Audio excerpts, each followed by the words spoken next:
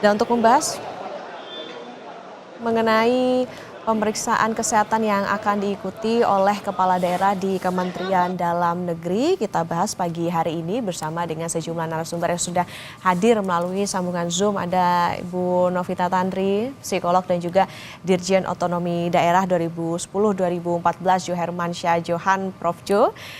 Saya ke Bu Novita dulu. Selamat pagi Bu Novita dan juga Prof. Jo. Bu Novita, kita ke ini pemeriksaan kesehatan apa saja sih sebetulnya yang biasanya dilakukan terutama dari segi psikologis begitu untuk para kepala daerah yang hari ini akan menjalani pagi hari ini? Baik, terima kasih Mbak Okta. Ini kalau bicara pemeriksaan kesehatan, kita bicara mental, saya fokusnya kepada mental karena kesehatan secara fisik mungkin sudah dilakukan dengan serangkaian tes gitu ya. Tetapi kalau fokusnya kepada tes kesehatan mental, saya melihat kalau sekarang pelantikan 18 sampai 19 Februari, waktunya apakah cukup untuk nanti hasilnya keluar? Karena cukup banyak mestinya. Kalau kita bicara tentang pemimpin, nah kita bicarain sebagai kepala daerah.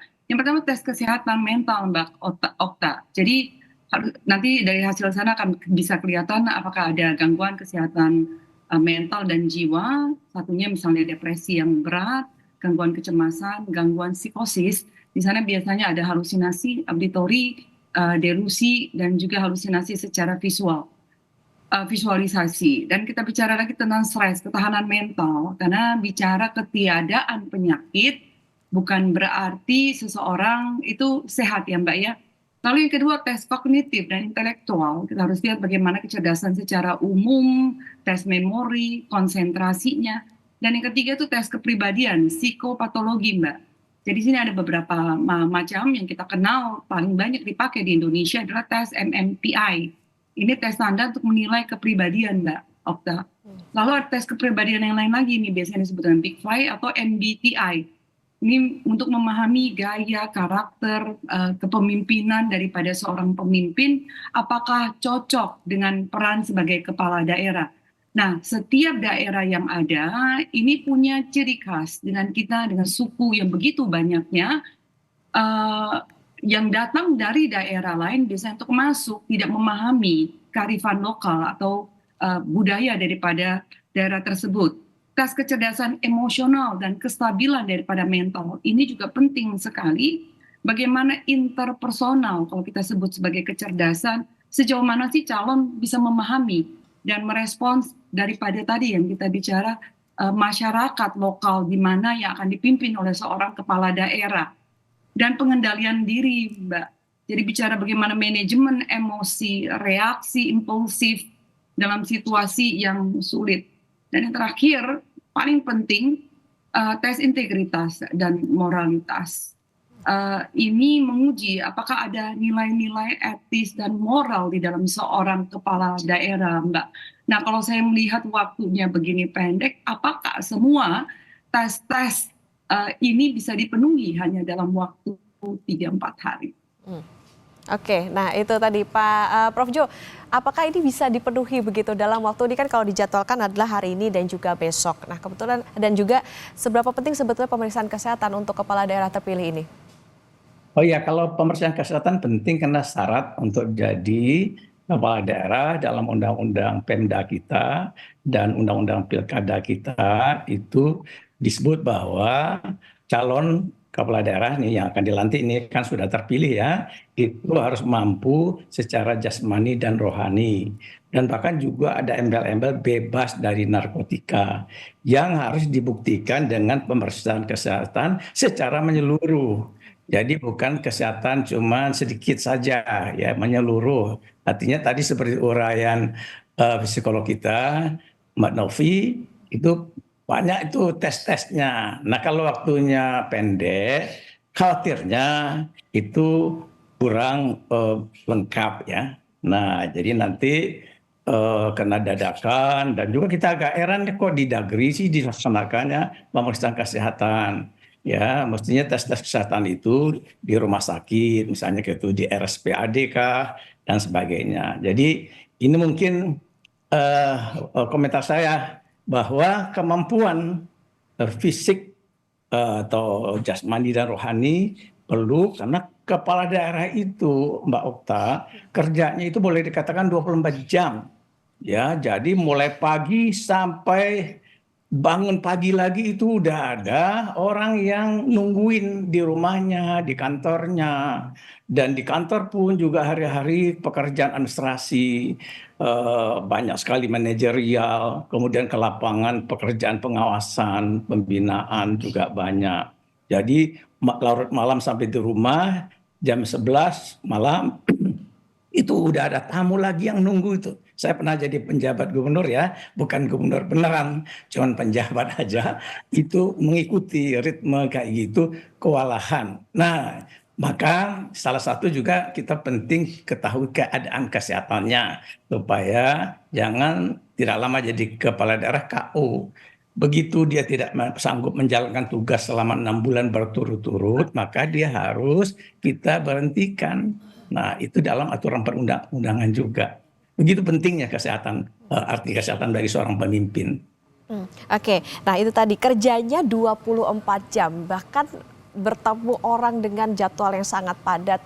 Oke, saya ke Bu Novita. Bu Novita, artinya ini kan pemeriksaan sebelum menjabat. Nah, ketika nantinya menjabat, apakah ada kemungkinan bahwa tekanan-tekanan tadi kerja 24 jam begitu akan bisa mengubah begitu bagaimana situasi ataupun juga kondisi mentalitas, apa yang perlu diwaspadai ataupun juga yang bisa menjadi catatan bagi nantinya para kepala daerah dan wakil kepala daerah terpilih ini?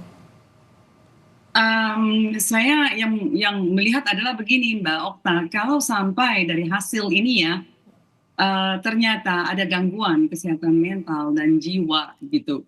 Dengan proses kita untuk pilkada aja panjang sekali dengan biaya yang tentunya tidak murah gitu, yang besar sekali. Apa yang akan dilakukan gitu kalau memang ada hasil yang tidak bisa diterima, bahwa memang ada gangguan-gangguan yang terjadi, ini kan akan sangat mempengaruhi kinerja daripada seorang kepala daerah. Tetapi saya secara pribadi tentunya benar-benar mengapresiasi dengan adanya tes kesehatan khususnya mental di dalam pemilihan di dalam menyiapkan seorang kepala daerah. Nah, kalau kita lihat dalam lagu Indonesia Raya sendiri, kita bisa dengar ya, bangunlah jiwanya, bangunlah badannya. Jadi sebenarnya founder fathers kita ini semuanya tahu bahwa bangunlah jiwanya dulu, baru bangun badannya. Karena kedua hal ini mental akan sangat mempengaruhi kepada badan. Bahwa mental yang jiwa yang tidak kuat, yang tidak sehat akan sangat mempengaruhi badannya. Makanya ada yang disebut dengan psikosomatik. Itu ya bagaimana jiwa mempengaruhi badan. Nah, ini ada di dalam lagu Indonesia Raya kita. Jadi saya menyambut dengan sangat baik, tetapi kalau bisa seperti tadi Prof. Jo sampaikan bahwa kok tidak dilakukan di rumah sakit gitu ya. Yang dengan tentunya dengan yang lebih proper gitu, lebih baik semua fasilitas yang ada, atau memang kita ambil aja hal yang positif sudah dipersiapkan sebelumnya dengan selengkap-lengkapnya ya Prof. Jo ya. Ke depan mungkin harus lebih baik. Tinggal sekarang tantangannya kalau terjadi ada gangguan kesehatan mental, apa yang harus dilakukan dari salah satu kepala daerah ini? Ya. Oke, Bu Novita, artinya ini kan memang ada hubungannya nih antara kesehatan mental dengan kesehatan fisik begitu. Nah, kita juga tahu setelah pelantikan atau dalam pelantikannya ada retret untuk kepala daerah. Ini bisa berdampak juga kah nantinya? Karena kebetulan saya juga 7,5 bulan ya ada di Lemhanas RI dengan salah satu program untuk pimpinan nasional dengan gaya tentunya militer, yang bangun jam 4 gitu ya, sudah senamnya itu jam 5 sampai sore sekali jam 6 jam 7 malam. Lalu kita juga banyak sekali tugas-tugasnya. Jadi melihat saya sendiri yang hanya seorang sipil gitu ya, 7,5 bulan digembleng di Lembaga Ketahanan Nasional, bisa merasakan satu. Ini saya juga dukung karena merasakan sendiri bagaimana nanti solidaritas, kesetiaan terhadap lembaga gitu, khususnya kepada negara itu sangat-sangat ditimbulkan. Nasionalisme ini sangat-sangat dikobarkan semangatnya Mbak Okta. Jadi akan sangat baik, tinggal sekarang bagaimana program-program yang tentunya tidak sama dengan yang saya alami 7,5 bulan, hanya beberapa hari ini, supaya bisa mencakup semuanya. Karena melihat dari background yang ada, kalau dibandingkan dengan pengalaman saya, tentunya sipil ini terkaget-kaget. Kita biasanya 15 menit itu dianggap on time gitu ya, datang sebelum 15 menit. Tapi kalau para tentara militer ini sudah siap, gagah gitu ya, jam 3 pagi mereka kalau jam 4 dibutuhkan. Jadi buat saya 3 hari program ini mungkin bisa ditambah dan dilakukan secara berkesinambungan di dalam proses mereka menjadi kepala daerah nantinya, Mbak. Tapi saya dukung. Jadi mengobarkan semangat nasionalisme ini, disiplin, integritas, solidaritas, ini baik sekali. Oke, Prof. Jo, itu tadi kalau kita melihat di tes kesehatan ini, apakah cukup di 2 hari ini? Kemudian juga syarat apa sih sebetulnya yang harus dilakukan sebelum pemeriksaan kesehatan? Ya gini, kalau dikaitkan sama konteks retreat ya, itu nanti kan ada latihan-latihan ala militer sedikit ya, waktunya pendek. Nah, beda sama di Lemhanas yang 7,5 bulan ya. Tapi di sini kan cuma 7 hari. Nah, tapi tetap bangun pagi, ada bunyi sirine atau bunyi apalah gitu ya kan. Nah, yang bangun pagi udah siap-siap. Nah, sipil kan nggak terlatih dengan itu. Nah, jadi saya sepakat sih bahwa manfaatnya untuk disiplin. Namun kalau untuk memimpin pemerintahan daerah itu kan kapasitas yang dibutuhkan banyak, bukan sekedar disiplin saja. Satu, kemampuan manajerialnya ada enggak? Yang kedua, kemampuan teknikalnya punya enggak? Yang ketiga nih yang penting nih saya refer Mbak Novia, kemampuan sosial kultural, mengenali dan dikenali oleh masyarakat, bikin program yang cocok dengan kebutuhan rakyat di daerah itu. Apalagi sumber kepemimpinan kita sekarang ini beragam. Satu, ada yang dari kalangan militer, polisi, tentara, ada dari kalangan birokrat, nah itu lumayan lah. Yang kedua ada kalangan pengusaha, itu kerjanya adalah profit making, cari duit, bukan services. Nah, lalu ada lagi civil society, NGO, ormas. Nah, itu beda sama pemerintahan, ngurusi ribuan birokrasi, guru-guru, ngurusin tenaga medis, ya dia mengontrol dan mengendalikan. Itu perlu kemampuan manajerial. Ya, juga harus tahu teknis. Walaupun dia tidak perlu jadi psikolog ya atau dokter, tapi harus paham juga supaya jangan ditipu-tipu oleh kepala dinasnya. Nah, jadi maksud saya itu perlu kita berikan. Nah, hanya sekarang ini kan kayaknya mau disamakan semua seragam-seragam, semuanya serentak-serentak. Itu tidak terlalu perlu juga, bisa bergelombang ya. Jadi bertahap dan waktunya bisa lebih lama, tidak diburu. Jadi kalau pekerjaannya dilakukan terburu-buru, tergesa-gesa, pasti tidak akan sempurna hasilnya, Okta. Oke, berarti artinya ada kebutuhan yang berbeda ya dari setiap kepala daerah begitu, Prof. Jo? Iya, iya. Jadi makanya kita, kalau dalam pengalaman saya dulu mengurusi kepala daerah, itu bergelombang. Satu gelombang itu isinya 40-an. Lalu kemudian lamanya 1 bulan. Nah, itu kemampuan-kemampuan kompetensi tadi diberikan. Tapi juga ada latihan-latihan olahraga, senam begitu aja. Nggak pakai baris-baris amat sih. Ya kan? Senang pagi jam 5 bangun. Itu bunyi lonceng ya kan. Nanti jam 8 masuk ya. Nah, itu ada dan itu menurut saya sufficient enough untuk civilian. Jadi mereka bukan mau jadi tentara yang harus berperang atau mengatasi gangguan, ancaman, tantangan. Ini bukan, dia ngurus rakyat ini ya kan. Nah, jadi berbeda. Jadi makanya bisa saja nanti orang salah paham bahwa ini bagian dari militerisasi kah gitu loh ya kan. Nah, kita hati-hati karena kita negara demokrasi yang mengutamakan supremasi sipil gitu loh, Okta. Oke.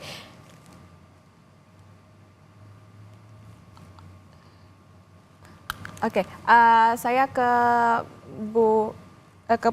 Prof. Jo, artinya memang kalau misalnya retret ini dilakukan ya tadi bisa kita anggap sebagai terburu-buru lah begitu. Nah, sebetulnya apa yang pembekalan yang dibutuhkan gitu untuk para kepala daerah dan wakil kepala daerah nantinya jika memang ini dilakukan dalam waktu yang sempit yang sangat singkat dalam retret?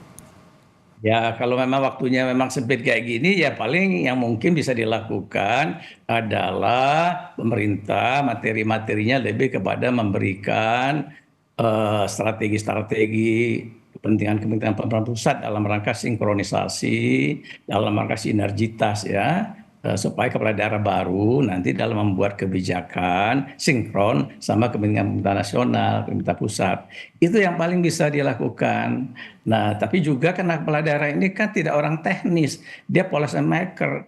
Nah, sehingga orang teknisnya mana? Jadi dia entah kagak nyatet lah. Nah, yang paham itu juga adalah kepala Bapeda, dinas-dinas, kayak gitu. Sehingga ya ini sekedar makro saja. Jadi kalau untuk heboh-heboh permukaan, ini keren nih memang ya kan. Wah, ini kita kumpul sama-sama serentak, ya kan. Kita beri komando-komando, pidato-pidato. Ya, tapi pemerintahan nggak bisa dengan cara itu. Itu ya, saya 40 tahun nih di dalam dunia pemerintahan belajar sejak di APDN sampai ke Institut Ilmu Pemerintahan, ke luar negeri, ke Amerika, saya sekolah master saya. Jadi ini juga perlu menjadi catatan dan masukan lain kali, jangan terburu-buru, siapkan dengan matang ya, sehingga ini tidak bolak-balik sebentar hari ini kemudian tidak jadi, mau dilantik hari itu kemudian mundur lagi. Ini tidak well organized dan well planned. Itu kritik saya. Oke, Prof. Jo, artinya bagaimana teknis ataupun juga berapa lama pembekalan itu akan menentukan atau bisa menjadi apa ya faktor yang bisa menghasilkan keberhasilan ataupun tidak gitu bagi para kepala daerah? Iya, iya, iya. Jadi kalau waktunya cuma 3 hari atau seminggu berbeda Oke. dengan training 7,5 bulan tuh di Lemhanas atau 1 bulan, ya kan? Nah, jadi oleh karena itu mungkin saran saya ke depan dia harus dibuat lagi, ya mungkin nanti dipanggil lagi tahun depan kah atau berapa bulan lagi yang latihannya adalah penguatan kompetensi dalam memimpin penyelenggaraan Pemda. Oke, Gitu. baik. Ya, baik. Prof. Jo dan juga Bu Novita Tandri, nanti kita akan lanjutkan usai jeda dan saudara tetaplah bersama kami di Breaking News Kompas TV.